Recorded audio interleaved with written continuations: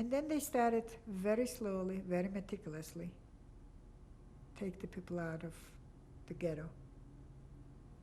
And we didn't know, they said they're going to Arbeitskamps, which is work camps. And we believed.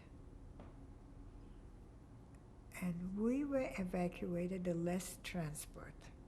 No one was anymore left except those who ran away. And it was foolish because we, in the hindsight, you see that a lot of people could have saved themselves. Because I think my father had enough Polish business people. They would have maybe tried to hide us. There was no attempt made to hide It was anybody? not even, we didn't even attempt to it. We were kind of so foolish to say we're going to stay together, you know. No one wanted to leave the family. In 1942, the transport started. And they divided the population into 4 different transports. Of course, the oldest people went in the first transport.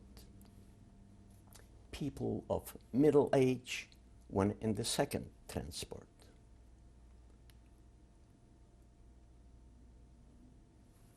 And so on and on. Sure. The youngest one went with the last transport. In every transport was 2,000 Jews. So who went free before? The person what didn't have connection. So the old ones, the sick, with the children, 2,000 to the rampa to the train, 2,000. You couldn't hide, was no place. So our transport was the last one, mine and Bella's, and my sisters, and my father, mother. The last transport. When was that? 1942, December the 17th. We went with the small packages, a small, like not a cover, because they said just a few things. It was not to take off the place in the train. So we packed just, I remember my sister took a sheet from a or a tablecloth. She had beautiful things, and she put under her lining, under a coat. It was December, was very, in case if I need a tablecloth, she says. I don't know how they managed to put everybody in, because a transport had to be at least between 2,000 and 2,500 people. And how they packed them in over there, my mother and father. And it came to me as an absolute shock. My sister was crying. I couldn't even shed a tear. They're taking away my most beloved people, you know, who always cared for me, you know, and always looked out for me.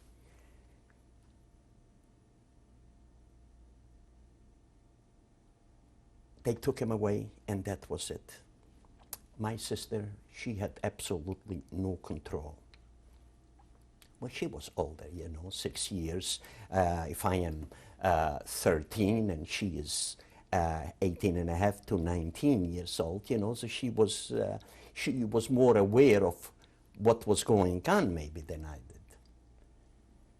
The following day, the Judenrat wasn't far also from where we lived.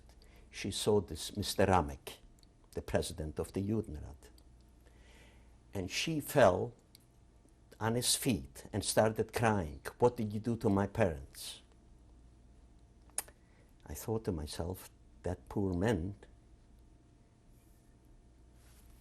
I just thought about it, you know. That man didn't know anything till the very last minute, till he got to Auschwitz himself. Because he was a nice, modest, decent man. He didn't harm anybody, but these were the times.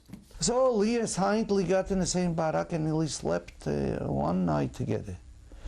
The next morning, I had to go out to work. He refused, he didn't want to go to work. He said, Hunolo, goodbye. That's many things. I cried, and I didn't see him. I came back, he wasn't on the box. I didn't know at that time, I wasn't know the custom, if you don't go to work, you go into crematorium. I came back and I looked for him, I didn't see him, he's not there, I saw him anymore. Was he sick? No, he is sick from the transport, sick from these kids, took away his wife. You know, they break you down. And he just gave up. He says, I don't want to live.